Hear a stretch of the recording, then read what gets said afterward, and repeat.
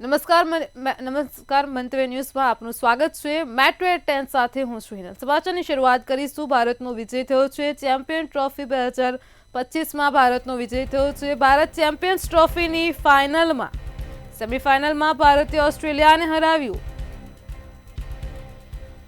9મી માર્ચે દુબઈમાં final match Bharat રમશે।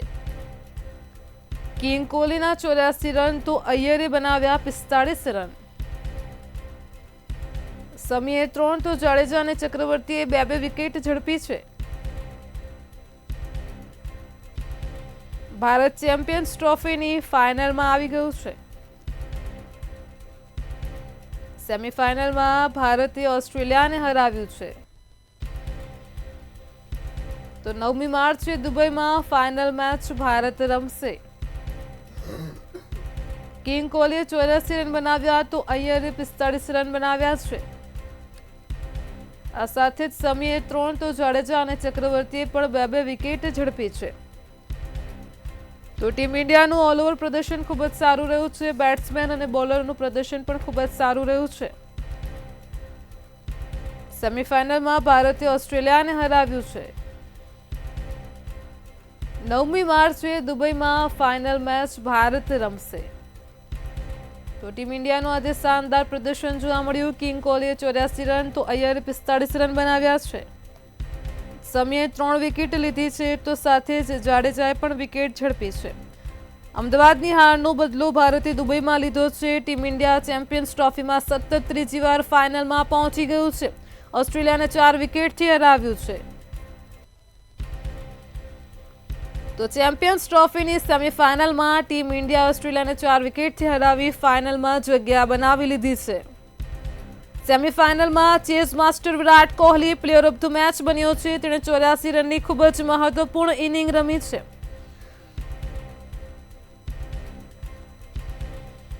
તો ભારતે ચેમ્પિયન્સ ટ્રોફીની ફાઇનલમાં પહોંચી ગયું છે। પોતાની જગ્યા બનાવી લીધી છે। સેમીફાઇનલમાં ભારતે ઓસ્ટ્રેલિયાને હરાવ્યું છે। 9મી માર્ચે દુબઈમાં ફાઇનલ મેચ ભારત રમશે। Virat Kohli player of the match બન્યો છે। તો ભારત ચેમ્પિયન્સ ટ્રોફીની ફાઇનલમાં પહોંચી ગયું છે। કેએલ રાહુલે ગ્લેન મેક્સવેલના બોલ પર સિક્સર ફટકારીને ટીમ ઇન્ડિયાને આજે જીત અપાવી છે। ટીમ ઇન્ડિયાએ 41.1 ઓવરમાં 6 વિકેટે ટાર્ગેટ ચેસ કર્યો છે। ભારતે ઓસ્ટ્રેલિયાને 4 વિકેટે હરાવ્યું છે। હાર્દિક પંડ્યા 28 રન બનાવીને આઉટ થયો હતો। તો ભારતનો સ્કોર 250ને પાર। પંડ્યાએ સતત 2 છગ્ગા ફટકાર્યા હતા।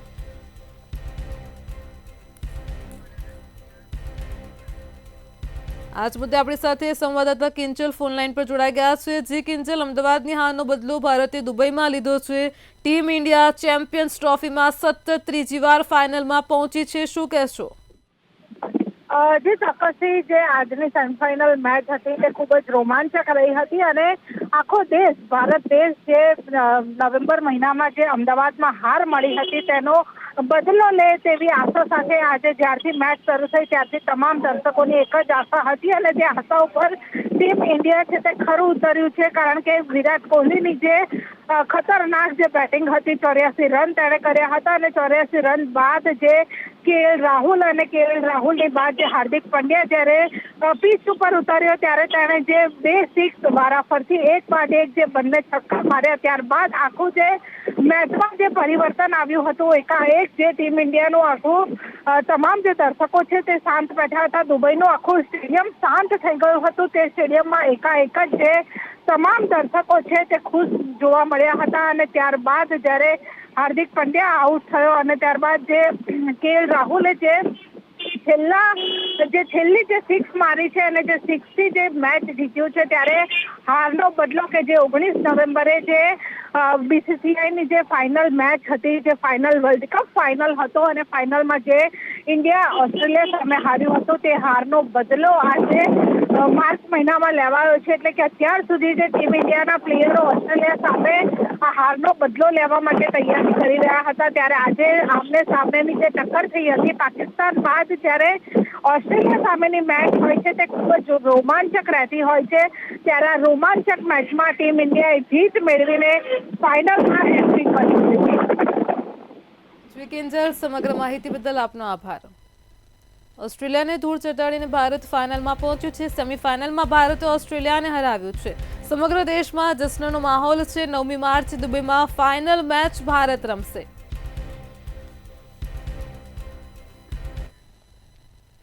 ગુજરાત એટીએસે ફરીદાબાદ એસટીએફની મદદથી એક શંકાસ્પદ વ્યક્તિની ધરપકડ કરી છે, જેના ઉપર આતંકવાદી સંગઠનો સાથે જોડાણ હોવાની શંકા છે. ત્યારે આ સફળતાને લઈને ગૃહ રાજ્યમંત્રી હર્ષ સંઘવીએ નિવેદન આપ્યું છે. ગુજરાત અને હરિયાણા પોલીસને મહત્વની સફળતા પ્રાપ્ત થઈ છે. આપણા ભગવાન શ્રી રામ લલ્લાજીનું મંદિર, અને ત્યાં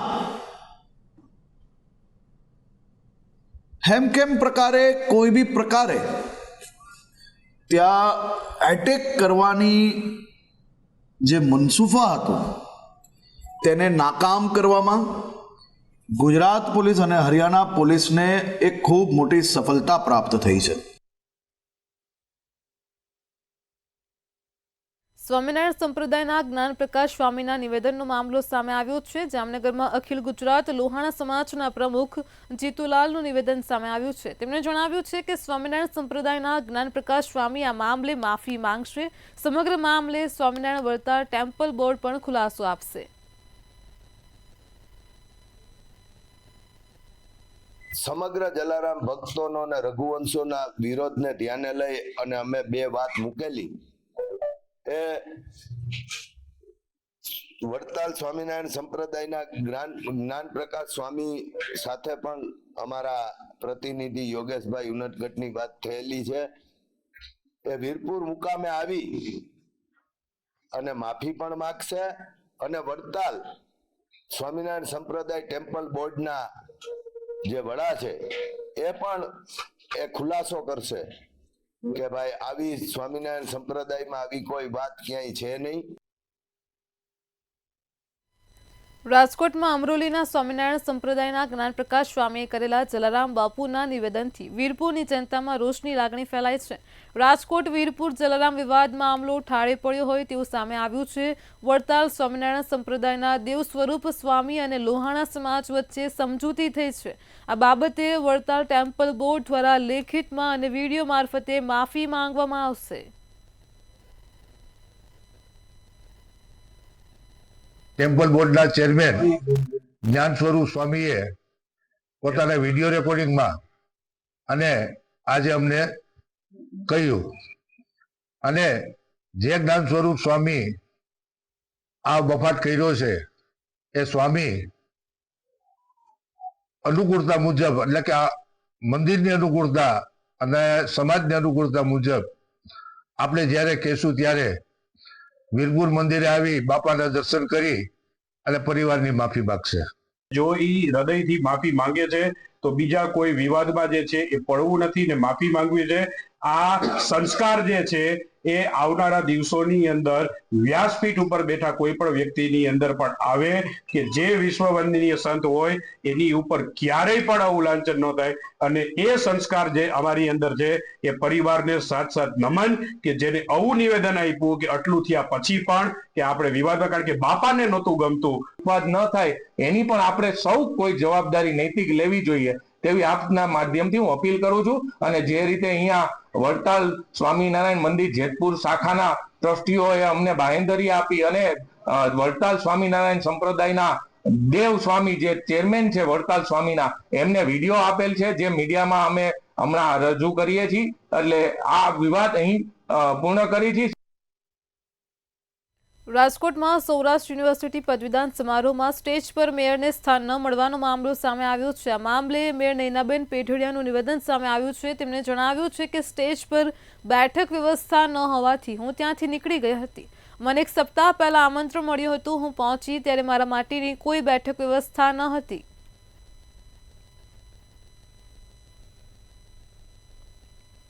કાર્યક્રમ હતો યુનિવર્સિટી દ્વારા મને પ્રથમ નાગરિક તરીકે આમંત્રણ મળેલું હતું, પણ ત્યાં કોઈ સ્ટેજ ઉપરની બેઠક વ્યવસ્થા ન હોવાથી હું ત્યાંથી નીકળી ગઈ હતી. આ માટેનું આમંત્રણ કેટલા સમય પહેલા તમને મળ્યું? આ વિશે શું કહેશો તમે? આનું આમંત્રણ મને ગયા અઠવાડિયે મળી ગયું હતું અને એ નિમંત્રણ મને મળેલું હતું 3:30નું, પણ અન્ય કાર્યક્રમમાં હતી તો હું 10 મિનિટ લેટ થઈ. કાર્યક્રમ ચાલુ થઈ ગયો હતો, પણ સ્ટેજ ઉપર કોઈ વ્યવસ્થા બેઠકની ન હતી, તેથી ત્યાં હું રોકાયેલ નથી. રાજકોટમાં પદવીદાન સમારોહમાં મેયરના અપમાનનો મામલો પ્રકાશમાં આવ્યો હતો. આ મામલે કુલપતિની પ્રતિક્રિયા સામે આવી છે. કુલપતિએ કહ્યું કે રાજ્યપાલના પ્રોટોકોલ મુજબ બેઠક વ્યવસ્થા કરાઈ હતી. હું પોતે આ મામલે મેયર સાથે વાત કરીશ. મારા ધ્યાનમાં આ વાત બહુ મોડી આવી છે, કારણ કે મૂળ જો છે એ રાજ્યપાલના પ્રોટોકોલ પ્રમાણે આપણે કરતા હોઈએ છીએ. જે બેઠક વ્યવસ્થા હોય છે એ રાજભવન પણ મોકલવાની હોય છે. તો જ્યારે આપણે આ કર્યું હતું એ વખતે એ પ્રમાણેની યોજના હતી. છેલ્લી ઘડી એમનો કાર્યક્રમ પૂરો થયો છે. હું આ મેટરની અંદર આગળ વાત કરી અને પર્સનલી મેયરશ્રી સાથે વાત. ગુજરાતમાં 64 વર્ષ બાદ કોંગ્રેસના રાષ્ટ્રીય અધિવેશનનું આયોજન થવા જઈ રહ્યું છે અને ત્યારે કોંગ્રેસના રાષ્ટ્રીય અધિવેશનને લઈને રાષ્ટ્રીય નેતાઓના આગમન શરૂ થઈ ગયા છે અને તેની શરૂઆત 7મી અને 8મી માર્ચ લોકસભા વિપક્ષ નેતા રાહુલ ગાંધીના 2 દિવસીય ગુજરાત પ્રવાસથી શરૂ થશે. રાષ્ટ્રીય અધિવેશન પહેલા રાહુલ ગાંધીની મુલાકાત ખૂબ જ મહત્વની અને સૂચક માનવામાં આવી રહી છે.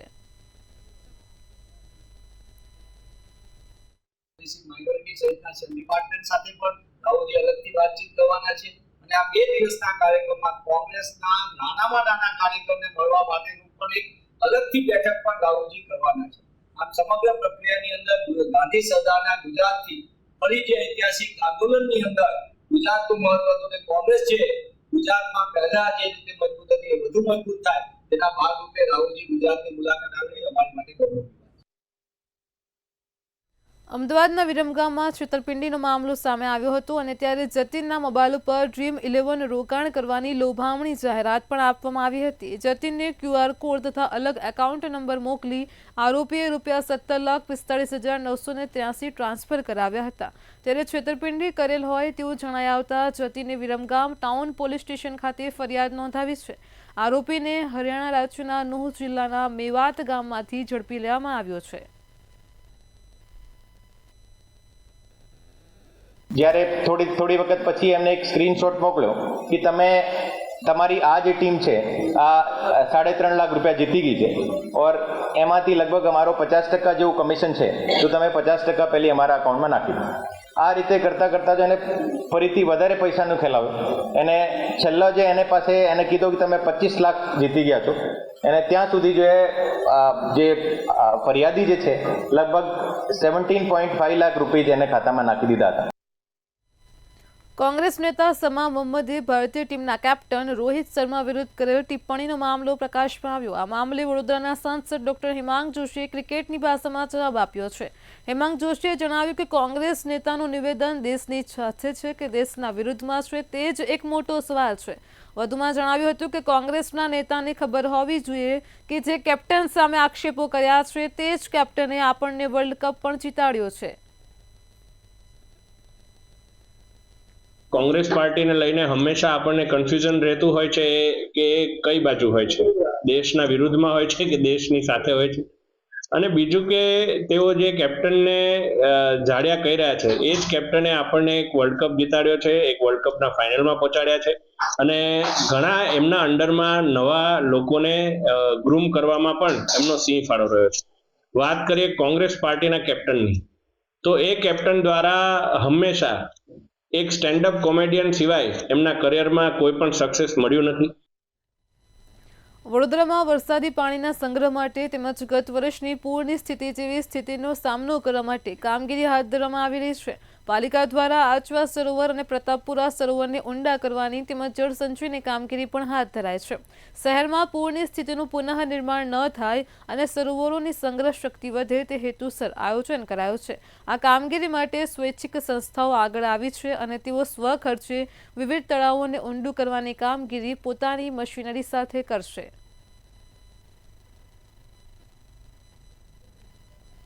વિશ્વામિત્રી અને સૂર્યા નદી અનુક્રમે પ્રતાપપુરા અને આજવા સરોવરમાંથી નીકળી અને વડોદરામાં વહે છે. એટલે આ બંને સરોવરની હોલ્ડિંગ કેપેસિટી, એબ્સોર્પ્શન કેપેસિટી વધે એ ઇચ્છનીય છે. જેનાથી હાલોલ અને પાવાગઢમાંથી જે પાણી આવે એ વધારે પાણીનો અહીંયા સંગ્રહ થાય. વધારે પાણીનો સંગ્રહ થાય તો ઓછું પાણી આગળ છોડવું પડે. જોડે જોડે વધારે પાણી સંગ્રહ થાય તો એના તળ ઊંચા આવે અને સરફેસ વોટર, આ પોન્ડનું પણ સરફેસ વોટર વધે. એટલે પોર્ટેબલ વોટર એટલે પીવાના પાણીનો પણ જે પ્રશ્ન છે એ સરળ બને. સુરેન્દ્રનગરમાં લીંબડી ચુડા પોલીસ મથકનો દારૂનો નાશ કરવામાં આવ્યો હતો. 3 પોલીસ સ્ટેશનના જુદા જુદા ગુનામાં ઝડપાયેલા ઇંગ્લિશ દારૂના જથ્થાનો સાયલા ખાતે નાશ કરાયો છે. 21,558 બોટલો, 75 લાખથી વધુનો દારૂ બિયરનો જથ્થો નાશ કરાયો છે. તો લીંબડી ડીવાયએસપી, પ્રાંત અધિકારી સહિતના અધિકારીઓની ઉપસ્થિતિમાં દારૂના જથ્થાનો નાશ કરાયો છે.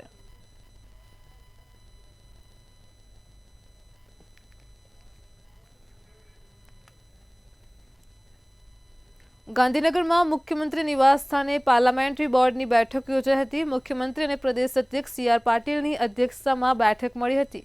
ગાંધીનગર તાલુકા પંચાયત અને માણસાના નગરપાલિકાના હોદ્દેદારો અંગે ચર્ચા કરાઈ હતી. તેમજ જૂનાગઢ મહાનગરપાલિકા અને પાલિકાના હોદ્દેદારો અંગે મંથન કરાયું છે. ભાજપની પ્રદેશ ચૂંટણી સમિતિની બેઠક 2 દિવસ સુધી ચાલશે.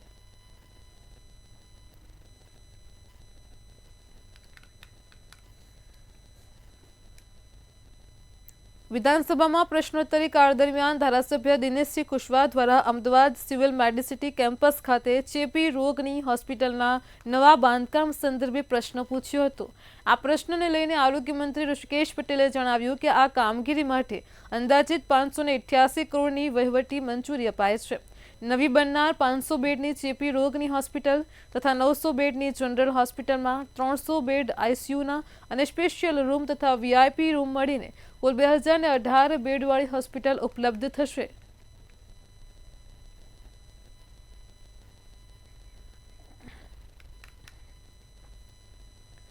અમેરિકામાં ગેરકાયદેસર વસતા યુવકની અટકાયત કરવામાં આવી છે અને ત્યારે કલોલનો એક પટેલ યુવક મુસ્લિમ નામ ધારણ કરીને અમેરિકા પહોંચ્યો હતો. જો કે માત્ર 1 જ મહિનાના વસવાટ દરમિયાન તે ઇમિગ્રેશન વિભાગની નજરે ચડી જતા તેને પનામાથી દિલ્હી ડિપોર્ટ કરાયો હતો. દિલ્હીથી અમદાવાદ આવેલા યુવકની સામે એરપોર્ટ પોલીસ સ્ટેશનમાં ગુનો દાખલ કરાયો છે. તેની ધરપકડ કરાઈ છે અને વધુ તપાસ એસઓજીને સોંપવામાં આવી છે. वो लास्ट 2 फरवरी 2025 को अहमदाबाद से दिल्ली होके कनाडा गए थे. कनाडा के बाद वो न्यूयॉर्क सिटी अमेरिका की बॉर्डर में पहुंचते उसमें वहाँ पे पेट्रोलिंग, पुलिस पेट्रोलिंग ने उसको यहाँ पे पकड़ा और वहाँ से उसको वापस यहाँ पे डिपोर्ट कर दिया है. अभी रिपोर्ट उसके पास जो उसका पासपोर्ट है वो कोई वसीम खलील नाम के आदमी से नाम का पासपोर्ट लेके वो गया था, इसलिए उसने वापस रिपोर्ट कर दिया है उसको. સુરેન્દ્રનગરના પાટડીમાં ગેસ ગળતરથી મૃત્યુ થયાનો મામલો પ્રકાશમાં આવ્યો હતો. આ મામલે પાલિકાના જવાબદાર શખ્સો દ્વારા કેસ પરત લેવા પરિવારજનોને ધમકાવ્યાનો આરોપ લગાવવામાં આવ્યો છે. આ સાથે જ પરિવારજનો પાટડી પોલીસ મથક ખાતે ન્યાય માંગવા માટે પહોંચ્યા હતા, જેને લઈને આ બાબતે કોઈ નિર્ણય ન આવે ત્યાં સુધી બેસવા માટે પણ નિર્ણય કર્યો હતો. જે બાદ જિલ્લા કોંગ્રેસ પ્રમુખ અને પૂર્વ ધારાસભ્ય નૌશાદ સોલંકીએ પીડિત પરિવારની મુલાકાત લીધી છે. તેમજ ધાંગધ્રા ડિવિઝનના ડીવાયએસપી દ્વારા પણ કામગીરી શરૂ કરાઈ છે. ત્યારે પાટડીની અંદર જે વાલ્મીકી સમાજના 2 આશાસ્પદ યુવાનો જે પાટડી નગરપાલિકા ચીફ ઓફિસરની બેદરકારીના કારણે ગુંગળાઈને મોતને ભેટ્યા છે અને અત્યંત ગરીબ પરિવાર આજે પોતાના ન્યાય માટે એમને અર્ધનગ્ન અવસ્થાની અંદર પોલીસ સ્ટેશનની બહાર ધરણા ઉપર બેસવું પડ્યું છે. ત્યારે આજે અમે પીડિત પરિવારની મુલાકાત લીધી છે અને પીડિત પરિવારને પોલીસ તંત્ર દ્વારા આજે જે ખાતરી આપવામાં આવી છે કે 2 થી 3 દિવસ 4 દિવસની અંદર એ તમામ આરોપીઓને પકડી લેશે અને એના કારણે પીડિત પરિવારે આજે એમનું આંદોલન મુલતવી રાખ્યું છે. છેલ્લા હમણાં અઠવાડિયાથી નગરપાલિકા દ્વારા તેમના માણસ ડુંગરદાર ગઢવીને અવારનવાર અમારે ભાઈને નગરપાલિકા બોલાવવા માટે મોકલવામાં આવતા હતા. જો કે અમારી લોભી ક્રિયાઓ બાકી હોવાથી ફોડતી રહેવામાં હમણાં બધી વિધિ પત્યા બાદ ત્યારે રહેવાના સમયે અમારા ભાઈને નગરપાલિકામાં ભાઈ ભાભીને બોલાવવામાં આવ્યા હતા અને તેમને માનસિક ટોર્ચર કરવામાં આવ્યું હતું કેસ પાછો ખેંચવા બાબતે. ફરિયાદના ફરિયાદી શ્રી બળદેવભાઈએ પોલીસ સ્ટેશનમાં એક અરજી આપેલ હતી કે મરણ જનાર 2 ઈસમો પૈકી એક ઈસમના માતા પિતાને પાટડીના પૂર્વ પ્રમુખ શ્રી મૌલેશભાઈ પરીખ તથા ચેતનભાઈ શેઠે તેઓને પોતાની કચેરીએ બોલાવેલા અને કેસ પાછો ખેંચી લેવા તથા સમાધાન કરવા તાક ધમકી આપેલી. તે બાબતની અરજી તપાસ કરતા ભોગ બનનારના માતા પિતાનું નિવેદન લેતા તેઓએ લખાવેલ છે કે આવો કોઈ બનાવ બનેલ નથી અને અમને કોઈ તાક ધમકી કે માનસિક ત્રાસ આપવામાં આવેલ નથી. વડોદરાની વિશ્વવિખ્યાત મહારાજા સયાજીરાવ યુનિવર્સિટીના વાઇસ ચાન્સેલરે પોતાનું રાજીનામું આપ્યા બાદ પણ તેઓએ પોતાનું સરકારી આવાસ ખાલી નહીં કરીને ગેરકાયદેસર રીતે રહેતા હોવાને કારણે વડોદરાના સાંસદે મધ્યસ્થી કરીને સાંસદ દ્વારા પૂર્વ વીસીને ઈમેલના માધ્યમથી પત્ર લખી બંગલો ખાલી કરવા વિનંતી કરી છે. મહારાજા સયાજીરાવ યુનિવર્સિટીના જે સમગ્ર તંત્ર છે એનો જે વહીવટ છે એમાં પણ તેઓ હજુ એક નકારાત્મક પ્રભાવ પાડી રહ્યા છે.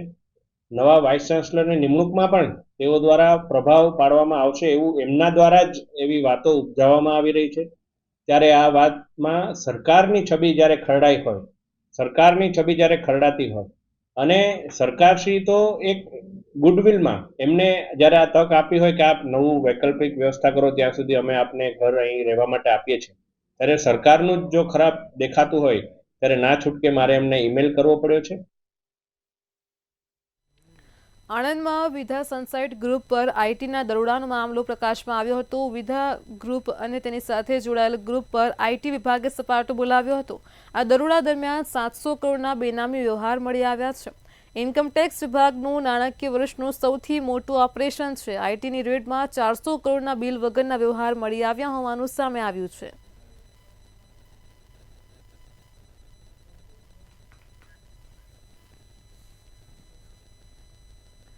સિંધુ રિસેટલમેન્ટ કોર્પોરેશન દ્વારા લીઝ પર અપાયેલી નેક્સસ ક્લબની પાર્ટનરશિપ અને સંચાલન બોગસ આધાર પુરાવા થકી બળજબરીથી પડાવી લઈ ફ્રોડ કરવાના ગુનામાં પોલીસે 2 આરોપીની ધરપકડ કરી છે. ગુનાની તપાસ કરી રહેલા અંજારના વિભાગીય નાયબ પોલીસ અધિક્ષક મુકેશ ચૌધરીએ એસઆરસીના ડાયરેક્ટર હરીશ પેરુમલ કલ્યાણી અને એસઆરસીના સિનિયર એક્ઝિક્યુટિવ એન્જિનિયર આત્મારામ મૂલચંદાણીની ધરપકડ કરી છે. ફરિયાદીની જે ભાડાપેટે જે સિંધુબન કોમ્પ્લેક્સ મળેલ હતું તેને આરોપી દ્વારા ખોટી રીતે પચાવી પાડેલું હતું. જે બાબતે ફરિયાદ દાખલ થયા બાદ પોલીસ દ્વારા તપાસ કરવામાં આવી અને તપાસ દરમિયાન ગઈ તારીખ 3 માર્ચ 2025ના રોજ પોલીસ દ્વારા એસઆરસીના વર્તમાન ડાયરેક્ટર હરીશ પેરુમલ કલ્યાણી અને એસઆરસીના સિનિયર એક્ઝિક્યુટિવ એન્જિનિયર આત્મારામ મૂલચંદાણીની ધરપકડ કરવામાં આવી છે. આ બંને આરોપીએ પોતાના હોદ્દાનો દુરુપયોગ કરીને આરોપીઓના મિલકત પચાવી પાડવાના જે ગુનાહિત કાવતરામાં સામેલ રહેલ છે અને પોલીસ દ્વારા આ બાબતે હજુ વધુ તપાસ ચાલુમાં છે. ભુજ શહેરમાં ઉનાળાની શરૂઆત સાથે કેટલાક વિસ્તારોમાં પાણીની સમસ્યા ઊભી થઈ છે. પાણી વિતરણની અનિયમિતતાના કારણે લોકો મુશ્કેલીનો સામનો કરી રહ્યા છે. 3 થી 4 દિવસ બાદ પણ પાણી ન મળતા સ્થાનિકોને ખાનગી ટેન્કર પર નિર્ભર થવું પડી રહ્યું છે. ઉનાળાની શરૂઆત થતાં ક્યાંક ને ક્યાંક પાણીનો કકળાટ છે તે હરહંમેશ જોવા મળતો હોય છે. ત્યારે ભુજની વાત કરવામાં આવે તો ભુજમાં હાલ પાણીની જે વિતરણ વ્યવસ્થા છે તેમાં ક્યાંક ને ક્યાંક સવાલો ઊભા થઈ રહ્યા છે. ત્યારે આપણી સાથે ભુજના વોર્ડ નંબર 7ના જે શહેરીજનો છે તેની સાથે જ વાત કરશું. શું નામ છે બેન આપનું? મારું નામ જયશ્રીબેન પંડ્યા છે. કૈલાસનગરની મહિલા મંડળની પ્રમુખ છું. હાલ શું પાણીની સમસ્યા છે, શું કહેશો એ બાબત? અત્યારે તો પાણી બરાબર આપે છે, એકાંતરે આપે, ક્યારેક હમણાં 3 દિવસે આવી દે, નહીં તો એકાંતરે પાણી આપે છે. પણ ઉનાળામાં બહુ તકલીફ પડે છે અમને, કાંઈ ઠેકાણું નથી હોતું. 8 દિવસે આવે ને 10 દિવસે આવે, દરેકના ઘરે ટાંકા નથી હોતા તો પાણીની બહુ સમસ્યા થાય છે ભાઈ. પાણીની સમસ્યા થાય છે પણ ક્યાંક ને ક્યાંક જે કહેવાય કે જે ટાઈમિંગનું નક્કી નથી, એ બાબતે શું કહેશો? ટાઈમનું નક્કી નથી તો અમે જ્યારે પણ કહીએ છીએ કે તમને મજા આવે ત્યાં પાણી આપો છો. રાતના 12 વાગે આવે ને 2 વાગે આવે ને બપોરના આવે, સવારના 4 વાગે આવે, તો એ લોકો અમને એક જ જવાબ આપે છે કે જ્યારે ટાંકા ભરાશે ને ત્યારે જ અમે તમને પાણી વિતરણ કરશું એમ. હાલ આ પરિસ્થિતિ છે, ઉપર ઉનાળો આવી રહ્યો છે, શું કહેશો? ઉનાળામાં તો બધાને પ્રોબ્લેમ થવાનો છે, બહુ જ પ્રોબ્લેમ થશે પાણીનો. તો પાણી વગર શું કરશું? પાણી વગર તો કાંઈ જ નથી, પાણી વગર નહીં ચાલે, પાણી તો જોશે. એકાંતરે પાણી આપે, ભલે 2 દિવસે આપણે ફૂલ આપે, ફૂલ ટાંકા ભરાઈ જાય બધાના તો વાંધો ના આવે કોઈને, બાકી તો સમસ્યા રહેવાની છે. વાલમેનને પણ જરાક રિક્વેસ્ટ કરજો કે પૂરો વાલ ખોલી નાખે તો બધાના ટાંકા. નીચેના વિસ્તારમાં આવે છે, ઉપરના ભાગમાં પાણી નથી આવતું, એ લોકોને તો બહુ સમસ્યા છે પાણીની. ખાસ કરીને જે નીચાણવાળા વિસ્તાર છે તેમાં પાણી સમયસર નથી પહોંચતું તેવો પણ હાલ પ્રશ્ન સામે આવી રહ્યો છે. આપને પૂછવા માંગીશ કૈલાસનગરમાં જે પાણીની વ્યવસ્થા છે કઈ રીતના છે, શું કહેશો આપ? પાણીની વ્યવસ્થા એ તો શરૂઆતમાં તકલીફ હતી, અત્યારે નથી. પણ અત્યારે મારો કહેવાનો મતલબ કે વાલમેનને સૂચના આપી કે પાણીનો વાલ પૂરો ખોલે. અને શરૂઆતમાં જ્યારે પાણી 15 દિવસે આવતું ત્યારે મેં એમને એટલે આમાં નગરપાલિકામાં ફોન કરીને મેં કીધું હતું કે ભાઈ પાણી આપો છો ત્યારે લાઇટ બંધ કરી દો તો અમારા સુધી પાણી પહોંચે. તો એ કે બેન લાઇટ બંધ ન થાય. તો મેં કીધું તો કેમ કરવું? તો એ કે મોટરથી ભરી લ્યો પાણી. તો મેં કીધું પછી બિલ કોને ત્યાં નગરપાલિકામાં આપી જાઉં? અમે એવા પૈસાવાળા નથી કે મોટરથી પાણી ભરી શકીએ, બરાબર ને? એટલે મેં કીધું તો બિલ ક્યાં દઉં? કારણ કે અમે મધ્યમ વર્ગ છીએ, અમને ન પોસાય મોટર ચાલુ કરી અને પાણી ભરવા. ખાસ કરીને પણ જે ઉનાળો આવી રહ્યો છે, આજે કઈ નીચાણવાળા વિસ્તારોમાં પાણી નથી પહોંચતું, મોટર લગાવવી પડે છે. તો હવે નજીક જે ઉનાળો આવી રહ્યો છે કઈ રીતની સમસ્યા થશે? પાણીની એટલે પહોંચતું જ નથી પાણી. એમ ઉપર બંધ થાય જ્યારે બધા ભરી લે મોટરથી અને પછી પાણી આવતું હોય તો અમારા નીચે સુધી પહોંચે, નહીતર ના પહોંચે. કહી શકાય તેમ ભુજમાં હજી શરૂઆત છે ઉનાળાની, ત્યારે જ ક્યાંક ને ક્યાંક જે પાણીનો પ્રશ્ન છે તે ઊભો થયો છે. અને મહત્ત્વની બાબત એ પણ છે કે આગામી સમયમાં જ્યારે ઉનાળાની સિઝનમાં જે પાણીની સમસ્યા થશે તેમાં ક્યાંક ને ક્યાંક પાલિકા છે તે ઊણી ઉતરશે કે તેવા અનેક સવાલો છે તે હાલ ઊભા થયા છે અને સ્થાનિકો છે તે પાણી પ્રશ્ને પોતાના મત વ્યક્ત કર્યા છે. મહેન્દ્ર મારું, મંતવ્ય ન્યૂઝ, ભુજ. કચ્છના સિંધુ ભવન કેસમાં એસઆરસીના ડાયરેક્ટરની ધરપકડ કરવામાં આવી છે. નેક્સસ ક્લબના છેતરપિંડી કેસમાં એન્જિનિયરની અટકાયત કરાઈ છે. હરીશ પેરુબલ કલ્યાણી અને આત્મારામ મૂલચંદાણીની અટકાયત કરવામાં આવી છે. ચકચારી નેક્સસ ક્લબના કેસમાં 2 લોકોની ધરપકડ થતાં ભારે ફફડાટ ફેલાયો છે. કાર્યવાહી બાદ અનેક મોટા માથાઓ ભૂગર્ભમાં ઉતર્યા હોવાની પણ ચર્ચાઓ ચાલી રહી છે.